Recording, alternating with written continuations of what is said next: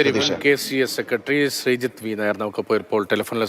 Sreejith V Nair, മനുവിനെതിരായി ആദ്യം ഒരു POCSO case വരുന്നു, അറസ്റ്റ് ഉണ്ടാകുന്നു, അതിനുശേഷം റിമാൻഡിൽ പോയി എന്നാണ് ഞാൻ മനസ്സിലാക്കുന്നത്. പിന്നീട് അതിനുശേഷം വീണ്ടും കോച്ചായി തുടരാൻ സമ്മതിക്കുന്നു. ആദ്യ കേസിൻ്റെ ഗൗരവം എന്തുകൊണ്ടാണ് KCAക്ക് ബോധ്യപ്പെടാതെ പോകുന്നത്? അത് തെറ്റാണ് എന്ന് ഇപ്പോൾ പറയേണ്ടി വരുമ്പോൾ അതിനുശേഷം എത്രയെത്ര സംഭവങ്ങളാണ്, എത്രയെത്ര ആരോപണങ്ങളാണ് ഇയാൾക്കെതിരെ വരുന്നത്? അതും 10, 12, 13 വയസ്സുള്ള കുട്ടികളെ ഉപദ്രവിച്ചു എന്നതാണ്. അതീവ ഗൗരവതരമായ വീഴ്ച KCയുടെ ഭാഗത്ത് നിന്ന് ഉണ്ടാകുന്നു. ഈ മനു സംരക്ഷിക്കപ്പെട്ടത് എങ്ങനെയാണ്? ഈ 2022 ആദ്യമായി പരാതി വരുന്ന സമയത്ത് റിമാൻഡിൽ പോയില്ല. അദ്ദേഹത്തിന് ഒരു മുൻകൂർ ജാമ്യം കിട്ടി. പക്ഷേ അവിടെ ഞങ്ങൾക്ക് പറ്റിയൊരു പിശക് ഇന്ന് പ്രസിഡന്റ് സെക്രട്ടറിയും വ്യക്തമായി അത് പറഞ്ഞിട്ടുണ്ട്. അന്ന് ഈ മുൻകൂർ ജാമ്യം സാധാരണ അനുവദിക്കുന്നത് തെളിവില്ലാത്ത കേസുകളിലാണ്. അപ്പോ അന്ന് ഈ പരാതി പറയുന്ന കുട്ടി ഒഴികെ ബാക്കിയുള്ള ബഹുഭൂരിപക്ഷം കുട്ടികൾ അവരുടെ മാതാപിതാക്കളും എന്നെ വന്ന് കണ്ടിട്ട് ഇത് ഒരു കള്ളക്കേസാണെന്ന് പറഞ്ഞു. അത് ശരിക്കും പറഞ്ഞു കഴിഞ്ഞാൽ ഞങ്ങൾക്ക് അന്ന് ഒരു കൺഫ്യൂഷനായി പോയി. അതുമാത്രമല്ല, പോലീസ് അന്വേഷിക്കട്ടെ. അപ്പൊ മുൻകൂർ ജാമ്യവും കിട്ടിയത് കൊണ്ട് ഞങ്ങൾക്ക് അവിടെ കൺഫ്യൂഷനായി. എന്തുകൊണ്ടെന്ന് പറഞ്ഞാൽ ഈ പോലീസ് സ്റ്റേഷനിൽ കൊടുത്ത മൊഴികളും ഈ മാതാപിതാക്കൾ കൊടുത്ത മൊഴികളും പിന്നെ കണക്കിലെടുത്തുകൊണ്ടാണ് അന്ന് കോടതി ഈ മുൻകൂർ ജാമ്യം അനുവദിച്ചത്.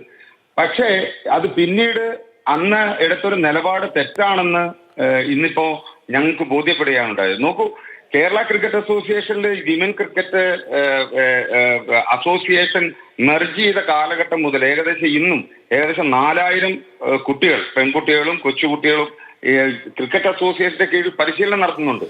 അപ്പോഴാണ് പ്രധാനപ്പെട്ട സംശയം പൊതുസമൂഹത്തിന് ഉയരുക. ഇപ്പോൾ തെങ്കാശിയിൽ ഒരു ടൂർണമെന്റിനോ മറ്റോ കൊണ്ടുപോയി കളിപ്പിച്ചു എന്ന് പറയുന്നത് അവിടെ വെച്ചൊരു പെൺകുട്ടിയെ പീഡിപ്പിച്ചോ എന്നതാണ് പുറത്തു വരുന്നത്. ഈ പെൺകുട്ടിയെ പീഡിപ്പിച്ചു എന്ന് പറയുമ്പോൾ സാറിന് കേൾക്കുന്നവർ പ്രായപൂർത്തിയായ പെൺകുട്ടി എന്നൊക്കെ വിചാരിക്കാം. ഒരു പക്ഷേ ഉഭയസമ്മത പ്രകാരമെന്ന് നമ്മുടെ നാട്ടിൽ ഇത്തരം കേസുകൾ എപ്പോഴും തെറ്റായി വ്യാഖ്യാനിക്കപ്പെടാറുമുണ്ട് പലപ്പോഴും. പക്ഷേ ഇത് ചെറിയ കുട്ടികളാണ്, അതെടുത്ത് പറയണ്ടേ. ചെറിയ കുട്ടികളാണ്, 10, 12, 13 വയസ്സുള്ള കുട്ടികളെയാണ് ഇയാൾ ചൂഷണം ചെയ്തത്. എങ്ങനെയാണ് KCA കീഴിൽ ഇത്രയധികം കുട്ടികളെ പരിശീലനത്തിന് നിങ്ങൾ അയച്ചിട്ടുണ്ട്, അവരെ വളർത്തിക്കൊണ്ടുവരാൻ ശ്രമിച്ചിട്ടുണ്ട് എന്ന് അവകാശപ്പെടുമ്പോൾ അത് മോണിറ്റർ ചെയ്യാനൊരു സിസ്റ്റം ഇല്ലാതെ പോയത്? അതിന്റെ ഉത്തരവാദിത്വം ആർക്കാണ്? ഇത് ഒരുപക്ഷെ സ്വന്തം നിലയിൽ കോച്ച് ആ കുട്ടികളെ കൊണ്ടുപോയതാകാം, രക്ഷിതാക്കൾ പറഞ്ഞ് കൊണ്ടുപോയതാകാം. അങ്ങനെ കൊണ്ടുപോകാൻ കഴിയുമോ KCA കീഴിൽ പരിശീലനത്തിനുന്ന കുട്ടികളെ? അങ്ങനെ ആർക്കെങ്കിലും മിസ്യൂസ് ചെയ്യാൻ കഴിയുന്ന സാഹചര്യം KCAയിൽ എന്താണ്? അവിടെ നടക്കുന്ന വലിയ കാര്യങ്ങളിൽ മാത്രമാണോ ഈ KCA ഭാരവാഹികളുടെ ശ്രദ്ധയാകെ? നോക്കൂ, ഇതിൻ്റെ അകത്ത് KCAയുടെ ഭാഗത്തു നിന്ന് ഒരു ജാഗ്രത കുറവ് വന്നു എന്ന് KCAയുടെ പ്രസിഡന്റും സെക്രട്ടറിയും ഇപ്പോൾ അറിയിച്ചിട്ടുണ്ട്. കൂടാതെ എൻ്റെ ഒരു നിഷ്പക്ഷമായ അഭിപ്രായം, കുട്ടികൾ നമ്മൾ കളിക്കാൻ വിടുന്ന കുട്ടികളുടെ മാതാപിതാക്കളും ഇത് ശ്രദ്ധിക്കേണ്ടതാണ്. കാര്യം തെങ്കാശി കണക്കുള്ള ഒരു സ്ഥലത്ത് കളിക്കാൻ കൊണ്ടുപോകുന്നെങ്കിൽ അതിപ്പോഴും ഞങ്ങൾ പറയുന്നു. താങ്കളെ എനിക്ക് നേരിട്ടറിയില്ല, പക്ഷെ എല്ലാ ബഹുമാനവും നിലനിർത്തി പറയട്ടെ. ഒരു ഇൻസ്റ്റിറ്റ്യൂഷനിൽ ഇപ്പോൾ എനിക്ക് 2 പെൺകുട്ടികളുണ്ട്, താങ്കൾക്കും ഉണ്ടാകാം. അവിടെ നമ്മളൊരു പരിശീലനത്തിടുമ്പോൾ മാതാപിതാക്കൾ ശ്രദ്ധിക്കണം പറയുമ്പോൾ അതൊക്കെ എത്രത്തോളം പ്രായോഗികമാണ്? ഒരു ട്രെയിനിങ്ങിന് വേണ്ടി സ്കൂളിന്റെ ഭാഗമായി ഒരു കോച്ച് വന്ന് പരിശീലനം നടത്തുമ്പോൾ അതിന്റെ ഉത്തരവാദിത്തമാർക്കാണ് ആ സ്കൂളിനാണ്. പ്രാഥമികമായ ഉത്തരവാദിത്തം വേണമെങ്കിൽ നമുക്കുണ്ട് എന്ന് വാദിക്കാം. KCA കീഴിൽ, KCA എന്ന് പറഞ്ഞാൽ ലോകത്ത് തന്നെ അറിയപ്പെടുന്ന ഒരു വലിയ സംവിധാനത്തിന്റെ കീഴിൽ പ്രവർത്തിക്കുന്ന ഒരു സംസ്ഥാന ഘടകമാണ്. അവിടെ 10,000-4,000 കുട്ടികളെ പരിശീലിപ്പിച്ചു എന്ന് പറയുമ്പോൾ അവിടെയുള്ള ഓരോ കുട്ടികളുടെ കാര്യത്തിലും മറ്റൊരു പുറത്തുള്ള ഒരു ചെറിയ കളിക്കളത്തിലെ പരിശീലനം എന്നതിനപ്പുറത്ത് വലിയ ഉത്തരവാദിത്തമില്ലേ? ആ ഉത്തരവാദിത്തം അതെന്തുകൊണ്ടാണ് മൂടി വെച്ചുകൊണ്ട് ഇങ്ങനെ ഈ പത്രസമ്മേളനത്തിൽ ഉൾപ്പെടെ സംസാരിക്കുന്നത്? അങ്ങനെയല്ല, അങ്ങനെ തെറ്റിദ്ധരിപ്പിക്കരുത്. കാര്യം തിരുവനന്തപുരത്ത് നടക്കുന്ന ഈ ക്യാമ്പുകളിലെല്ലാം തന്നെ ഓരോ ദിവസവും അവരുടെ പേരൻസ് റൊട്ടേഷൻ സംവിധാനത്തിൽ വരണം. അവരുടെ പ്രസൻസ് തിരുവനന്തപുരം ജില്ലാ ക്രിക്കറ്റ് അസോസിയേഷൻ നിഷ്കർഷിച്ചിട്ടുള്ളതാണ്, സ്ട്രിക്റ്റ് ആയിട്ട് അത് പറഞ്ഞിട്ടുള്ളതാണ്. അതനുസരിച്ച് എല്ലാ ദിവസവും ഓരോ പേരന്റ് അവിടെയുണ്ട്. അത് ഈ പരിശീലനം ഇപ്പൊ താൽക്കാലികമായിട്ട് അവിടെ നിർത്തിവെച്ചിരിക്കുകയാണ്. അവസാന നിമിഷം വരെ അവസാന ദിവസം വരെയും ഒരു പേരന്റിന്റെ പ്രസൻസ് KCA അല്ലെങ്കിൽ TDCA ഉറപ്പുവരുത്തിയിട്ടുണ്ടായിരുന്നു. അപ്പൊ ഈ തെങ്കാശി ടൂർണമെന്റ് എന്ന് പറയുന്നത് TDCയോ അല്ലെങ്കിൽ കേരള ക്രിക്കറ്റ് അസോസിയേഷനോ ഭാരവാഹികളോ ഒന്നും അറിഞ്ഞിട്ടില്ല. പിന്നെ എനിക്ക് ഈ അവസരത്തിൽ പറയാനുള്ളത് ഈ മനു എന്ന് പറയുന്ന കോച്ചിന്റെ ശിക്ഷ ഉറപ്പാക്കുവാൻ വേണ്ടി ഈ അവസ്ഥ വന്ന കുഞ്ഞുങ്ങളോടൊപ്പവും അവരുടെ മാതാപിതാക്കളോടൊപ്പവും കേരള ക്രിക്കറ്റ് അസോസിയേഷൻ ശക്തമായി തന്നെ ഉണ്ടാവും. അവർക്ക് വേണ്ട ഉണ്ടാകുമെന്ന് പറയുമ്പോഴും എവിടെയൊക്കെ ഞങ്ങളുടെ ഭാഗത്തൊരു വീഴ്ച പറ്റിപ്പോയി, കേസ് പോലീസ് അന്വേഷിക്കട്ടെ എന്ന നിലയിലായിരുന്നു ഈ 1 മണിക്കൂർ നീണ്ട ദൈർഘ്യമുള്ള വാർത്താ സമ്മേളനത്തിൽ. ഞങ്ങൾ അല്ല, ഇങ്ങനെ കേസിൽപ്പെട്ട ഒരാളെ തിരികെ എടുത്തു എന്നൊരു വീഴ്ച ഞങ്ങൾ അങ്ങനെ ഒരു വീഴ്ച അല്ലല്ലോ. ഇങ്ങനെ തുടർച്ചയായി നിരന്തരമായി കുട്ടികൾ അവിടെ പീഡിപ്പിക്കപ്പെട്ടു, ദൃശ്യങ്ങൾ പകർത്തപ്പെട്ടു, രാത്രി വിളിക്കുന്നുണ്ടായിരുന്നു, അവരെ ഭീഷണിപ്പെടുത്തുന്നുണ്ടായിരുന്നു. ഒരു സുഹൃത്തിന്റെ അടക്കം, ഈ പീഡിപ്പിക്കപ്പെട്ട ഒരു പെൺകുട്ടിയുടെ സുഹൃത്തിന്റെ അടക്കം പ്രതികരണം ഇങ്ങനെ വന്നതാണ്. തുടർച്ചയായി ഇത്തരം സംഭവങ്ങൾ ഉണ്ടായി. അല്ലാതെ അവിടെ കേസിൽപ്പെട്ട ഒരാളെ വീണ്ടും തുടരാൻ അനുവദിച്ചു എന്ന ചെറിയൊരു വീഴ്ച നിങ്ങൾ വിശേഷിപ്പിക്കുന്ന വീഴ്ച മാത്രമല്ല കേസിലേക്കുണ്ടായത്. തുടരെ ഈ മാറി വരുന്ന ഭരണസമിതികൾക്കൊന്നും ഇത് ചെറിയ വിഷയമായി പോയത് എന്തുകൊണ്ടാണ്? എന്താണ് എൻ്റെ ചോദ്യം. ഇതൊരു വലിയ വിഷയമല്ല. ഈ കുട്ടികളുടെ കാര്യത്തിൽ നിങ്ങൾക്ക് എന്തുകൊണ്ടാണ് ഒരു ഉത്തരവാദിത്വവും ഇല്ലാതെ പോയത്? ഇവിടെ ചെറിയ വിഷയം ആര് പറഞ്ഞു? ഇവിടെ വലിയൊരു വീഴ്ച അത് KCയുടെ പ്രസിഡന്റ് സെക്രട്ടറിയും വന്നു നിങ്ങളുടെ മുമ്പാകെ നിരുപാധികം പറഞ്ഞ കാര്യമാണ്. ഇത് ഇത്രയും വർഷങ്ങളുടെ ഇടയിൽ വന്ന ഒരു ഇൻസിഡന്റ് അത് വലിയ ഗൗരവത്തോടുകൂടി KCയെ കാണുകയും അതിന്റെ തിരുത്തൽ നടപടികൾ ആരംഭിച്ചു കഴിഞ്ഞു. ഇപ്പോൾ ഞാൻ വീണ്ടും പറയുന്നു, ഇത് മനു എന്ന് പറയുന്ന ഒരു കോച്ചിൽ മാത്രം ഒതുങ്ങി നിൽക്കുന്ന ഒരു സംഭവമായി KCയെ കാണുന്നില്ല. ഞങ്ങൾ ജില്ലാ തലങ്ങളിലും സംസ്ഥാന തലത്തും എല്ലാം തന്നെ ശക്തമായ പരിശോധന നടക്കും. ഇത്തരം റിപ്പോർട്ട് ചെയ്യപ്പെടാത്ത കേസുകൾ ഉണ്ടെങ്കിൽ അത് ഞങ്ങൾ പുറത്തു കൊണ്ടുവന്ന് അത് കറക്റ്റീവ് മെഷേഴ്സിൽ ഇപ്പോൾ ഈ പരാതികൾ ഒരു വാട്സാപ്പ് മെസ്സേജ് പോലും കേരള ക്രിക്കറ്റ് അസോസിയേഷൻ ഭാരവാഹികൾക്ക് കിട്ടിയില്ല എന്നുള്ളത് അവർ പറഞ്ഞത്, പ്രസിഡന്റ് സെക്രട്ടറിയും പറഞ്ഞത് സത്യമാണ്. ഒരു വാട്സാപ്പ് മെസ്സേജ് പോലും വന്നിരുന്നെങ്കിൽ അത് ഞങ്ങൾ ഗൗരവമായിട്ട് എടുത്തേനെ. പരാതി ഞങ്ങൾക്ക് കിട്ടിയില്ല. പക്ഷെ പരാതി കിട്ടിയില്ല എന്ന് പറഞ്ഞ് ഈ ആരോപണം, ശരി, അങ്ങ് പറയുന്ന വാക്കുകളിൽ ആത്മാർത്ഥതയെ ഞാൻ മുഖവിലേക്ക് എടുക്കുന്നു. പക്ഷേ കഴിഞ്ഞ ദിവസം സംസാരിച്ചൊരു കോച്ചുണ്ട്, മനുവിനെ പോലെ കോച്ചൊരു കളിക്കാരൻ, ഈ KCയിൽ പ്രാക്ടീസ് ചെയ്തൊരു കളിക്കാരൻ. അദ്ദേഹം കഴിഞ്ഞ ദിവസം വെളിപ്പെടുത്തിയതനുസരിച്ചാണെങ്കിൽ അന്ന് ഈ പെൺകുട്ടിയുടെ പരാതി വരുന്നു. അവിടെ ഉണ്ടായിരുന്ന ആൺകുട്ടികളെല്ലാം, അല്പം മുതിർന്ന ആൺകുട്ടികൾ, അവിടെ പ്രാക്ടീസ് ചെയ്യുന്ന ആൺകുട്ടികളെല്ലാം അതിനെതിരെ രംഗത്ത് വരുന്നു, പരാതി കൊടുക്കണമെന്ന് നിലപാടെടുക്കുന്നു, ശക്തമായി മുന്നോട്ട് പോകുന്നു. പക്ഷേ ഈ മനുവിനെതിരെ പരാതി കൊടുത്ത ഒരാൾ പോലും പിന്നീട് ഒരിടത്തും കളിച്ചിട്ടില്ല. ഒരു ടൂർണമെന്റിൽ കളിക്കാനായി ഇദ്ദേഹം പോയപ്പോൾ അവിടെ ചെന്ന് അവിടെയുള്ള ഭാരവാഹികൾ പറയുകയാണ്, KCയിൽ നിങ്ങൾക്ക് വിലക്കുണ്ട്, നിങ്ങളെ കളിപ്പിച്ചാൽ ഞങ്ങളെ ആകെ അത് ബാധിക്കുമെന്ന്. മനുവിനെതിരെ പരാതി പറഞ്ഞ ഒരാളെങ്കിലും പിന്നീട് ഏതെങ്കിലും ഒരു ലീഗ് മാച്ചിലെങ്കിലും എവിടെയെങ്കിലും കഴിച്ചിട്ടുണ്ടോ? ഇപ്പോൾ KCയുടെ മറ്റൊരു കോച്ച് സദ്ദാം മേദാസ് കഴിഞ്ഞ ദിവസം പറയുകയാണ്, സമാനമായി നിരവധി സംഭവങ്ങൾ സംസ്ഥാനത്താകെ ഉണ്ടായിട്ടുണ്ട് എന്ന്. ആരും ഇത് പറയാത്തത്, പെൺകുട്ടികളടക്കം തുറന്നു പറയാത്തത്, പറയുന്നവരുടെ കായിക ഭാവി പോകുമെന്നേ. അത്രത്തോളം ഭീഷണിയുള്ള ഒരാളാണോ മനു? മനുവിനെ സംരക്ഷിക്കുന്ന ബിൽ എന്തായിരുന്നു?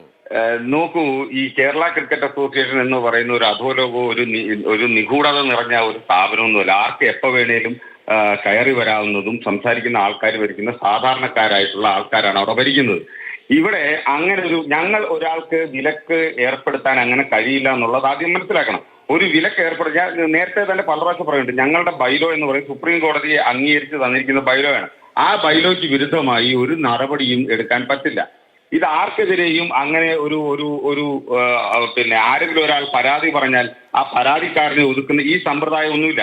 പിന്നെ രണ്ടാമത്, ഈ സദ്ദാം എന്ന് പറയുന്നത് കുറച്ച് ദിവസമായിട്ട് സദ്ദാം ഒരു കേരള ക്രിക്കറ്റ് അസോസിയേഷന്റെ തൊപ്പിയും ഒരു ടീഷർട്ട് വിട്ടിട്ട് KCA കോച്ചാണെന്നും പറഞ്ഞ് നാട്ടുകാര് പൊതുജനങ്ങളെ തെറ്റിദ്ധരിപ്പിക്കാൻ ശ്രമിക്കുന്നുണ്ട്. അദ്ദേഹം ഒരു സർട്ടിഫൈഡ് കേരള ക്രിക്കറ്റ് അസോസിയേഷൻ നടത്തുന്ന ഒരു സർട്ടിഫൈഡ് കോച്ചിങ്ങിൽ പാസ്സായ ഒരാളാണ്. അയാൾക്ക് ചില സമയങ്ങളിൽ ഇത് കണക്ക് ഇൻഡിപെൻഡന്റ് ആയി നിൽക്കുന്ന കോച്ചുമാരെ ഞങ്ങൾ അസൈൻമെന്റ് കൊടുക്കും അവരുടെ ഒരു എക്സ്പീരിയൻസിന് വേണ്ടി. അദ്ദേഹം പലരെയും വിളിച്ചിങ്ങനെ ഇനി പരാതിയുണ്ടോ എന്നൊക്കെ ചോദിച്ചു നടക്കുന്നുണ്ട് കേരളത്തിൽ മൊത്തമായി. അദ്ദേഹത്തിന് വീണ്ടും ഒരു അസൈൻമെന്റ് കിട്ടത്തില്ല എന്നോ അവരുടെ ജില്ലയിൽ എന്തോ ഉണ്ടായ വിഷയത്തിന്റെ പുറത്താണ് കയറി ഈ നടക്കുന്നത് മൊത്തം. അദ്ദേഹം കേരള ക്രിക്കറ്റ് അസോസിയേഷന്റെ കോച്ചുമല്ല, അദ്ദേഹം ജില്ലാ ക്രിക്കറ്റ് അസോസിയേഷന്റെ കോച്ചുമല്ല. എവിടുന്നോ കിട്ടിയ ഒരു ടീഷർട്ട്, KCയുടെ എംബ്ലവും ഒരു തൊപ്പിയും, അത് ആദ്യത്തെ 3 ചർച്ചകൾ ഞാൻ കണ്ടു. ഞാനുമായിട്ട് ചെയ്ത ചർച്ചയ്ക്ക് ശരി, എവിടെ നിന്നോ കിട്ടിയ ഒരു തൊപ്പിയുമായി അദ്ദേഹം അങ്ങനെ നടക്കുകയാണെങ്കിൽ, കേരളത്തിൽ അങ്ങോളം ഇങ്ങോളം നടന്ന് ഇനി ആർക്കെങ്കിലും പരാതിയുണ്ടോ എന്ന് ചോദിക്കുന്നുവെങ്കിൽ അത് മറ്റൊരു വിഷയം. പക്ഷേ KC അങ്ങനെ ചോദിക്കുന്നുണ്ടോ? കേരളത്തിൽ ആർക്കെങ്കിലും പരാതി? നിങ്ങൾ ആരോട് ചോദിച്ചു? എവിടെയെന്നെങ്കിലും പരാതി എഴുതി വാങ്ങിക്കാൻ കഴിഞ്ഞോ? ഈ വിഷയത്തിൽ എന്തെങ്കിലും നടപടി പിന്നീട് എടുക്കാൻ കഴിഞ്ഞോ? ഇന്നല്ലേ, 3-4 ദിവസം കഴിഞ്ഞല്ലേ അങ്ങ് ചാനൽ ചർച്ചകളിലൊക്കെ വന്നിരുന്നു. പക്ഷേ ഒരു തുറന്ന സമീപനത്തോടൊരു വാർത്താ സമ്മേളനം വിളിക്കുന്ന എത്ര ദിവസം കഴിഞ്ഞ് ഇന്നാണ്? BCCIയെ നിങ്ങൾ ഔദ്യോഗികമായി അറിയിച്ചിട്ടുണ്ടോ ഇവിടെ ഇങ്ങനെ ഒരു സംഭവം ഉണ്ടായി എന്ന്? കേരളത്തിൽ മറ്റെവിടെയെങ്കിലും ഏതെങ്കിലും പെൺകുട്ടികൾക്ക് ഇത്തരം അനുഭവം ഈ കോച്ചിൽ നിന്നുണ്ടായിട്ടുണ്ടോ എന്ന് അന്വേഷിച്ചിട്ടുണ്ടോ? അതിനെന്തെങ്കിലും ഒരു നിർദ്ദേശം താഴെത്തട്ടിലേക്ക് ഔദ്യോഗികമായി കൊടുത്തിട്ടുണ്ടോ? അതായത് ഈ വിഷയം പോലീസ് നേരത്തെ തന്നെ പല പ്രാവശ്യം പറയാം, പോലീസ് കേസെടുത്ത ശേഷം ഞങ്ങൾ എടുത്ത കറക്റ്റീവ് മെഷേഴ്സ് എന്ന് പറയുന്നത് ആദ്യം തന്നെ ഞങ്ങൾ ജില്ലാ തലങ്ങളിലല്ല, കേരള ക്രിക്കറ്റ് അസോസിയേഷന്റെ ഹെഡ് ക്വാർട്ടേഴ്സിലുള്ള എംപ്ലോയീസ് മുതൽ താഴെ തട്ടിലുള്ള കോച്ചുമാർ വരെയുള്ള ആൾക്കാർക്ക് കൗൺസിലിംഗ് ആണ് ഈ 15-ാം തീയതി. ഞങ്ങളുടെ വീഴ്ച മനസ്സിലാക്കി Kerala cricket association corrective measures കൊടുത്തു. എനിക്ക് അവിടെ ഇപ്പൊ തിരുവനന്തപുരത്ത് ലേഖകനുണ്ട്, അദ്ദേഹത്തിനോട് ചോദിച്ചു കഴിഞ്ഞാൽ അവർ കോപ്പി കൊടുക്കും.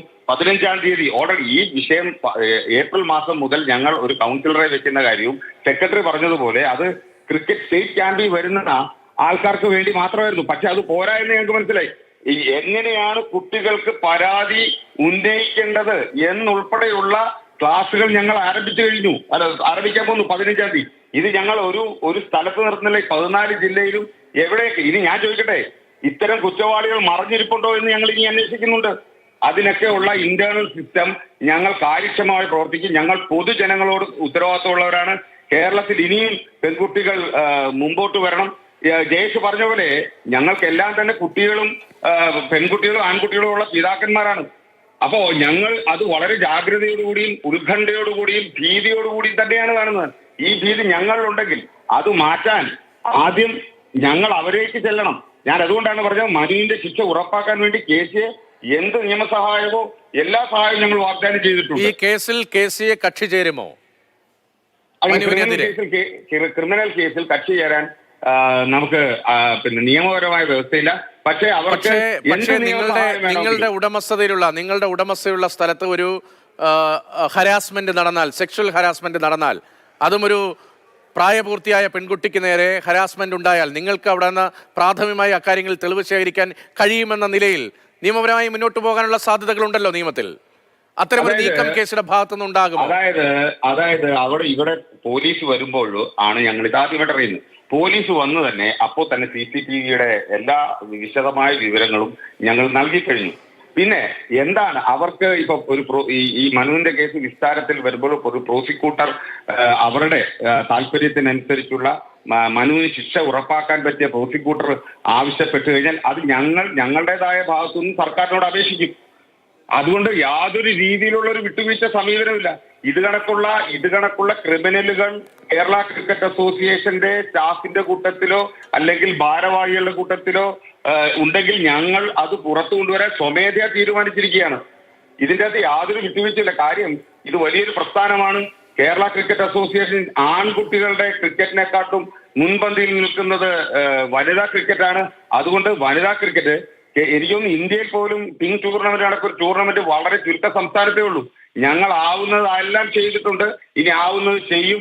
പെൺകുട്ടികളല്ല ഞങ്ങൾ ക്രിക്കറ്റിൽ താല്പര്യമുണ്ട്, അതറിഞ്ഞ് പഠിക്കാൻ വരുന്ന പെൺകുട്ടികളെല്ലാം ഞങ്ങളുടെ സ്വന്തം കുഞ്ഞുങ്ങളെ പോലെ തന്നെയാണ്. അത് ആൺകുട്ടികളായിട്ട് പെൺകുട്ടികളായിട്ട്. ഇനി ഇതിൻ്റെ അകത്ത് വേണ്ടത് ഇത്തരം ഒരു വിഷയം വരുമ്പോൾ ആദ്യം പ്രതികരിക്കാൻ കുട്ടികളെ പഠിപ്പിക്കുന്ന ഉൾപ്പെടെയുള്ള കാര്യങ്ങൾ ഞങ്ങൾ ഈ വിമൻ ചൈൽഡ് പ്രൊട്ടക്ഷൻ കൗൺസിലുമായിട്ട് തന്നെ ബന്ധപ്പെട്ട് ഔദ്യോഗികമായിട്ട് തന്നെ പോകും. അതിൻ്റെ അകത്ത് യാതൊരു വിട്ടുവീഴ്ചയുമില്ല. നന്ദി ശ്രീജിത്ത് വി നായർ. അങ്ങേ വ്യക്തിപരമായി ഞാൻ ചോദ്യം ചെയ്തതല്ല, ഒരു ഘട്ടത്തിലും അങ്ങനെ ഉദ്ദേശിക്കരുത്. താങ്കൾ ആ പദവിയിലിരുന്ന ആൾ എന്ന നിലയിലാണ് ഈ ചോദ്യങ്ങൾ. അത് പൊതുസമൂഹം സ്വാഭാവികമായും ഉന്നയിക്കുന്ന ചോദ്യങ്ങളാണ്. താങ്കൾ ഏതെങ്കിലും ഘട്ടത്തിൽ മനുവുമായി ചേർന്ന് നിന്ന് എന്ന തരത്തിലൊന്നും ഒരു വിവരവുമില്ല. താങ്കളുടെ ഈ കാര്യത്തിലുള്ള ആത്മാർത്ഥതയെ, ഈ പറഞ്ഞ വാക്കുകൾ വെച്ചുള്ള ആത്മാർത്ഥതയെ അത് പരിപൂർണമായി മുഖവിലേക്ക് എടുക്കുകയും ചെയ്യുന്നു. പക്ഷേ KCക്കെതിരെ ചോദിക്കേണ്ട ചോദ്യങ്ങൾ അത് സ്വാഭാവികമായി മുൻ ഭാരവാഹി എന്ന നിലയിൽ താങ്കളോട് ചോദിച്ചു എന്നുള്ളതേ ഉള്ളൂ.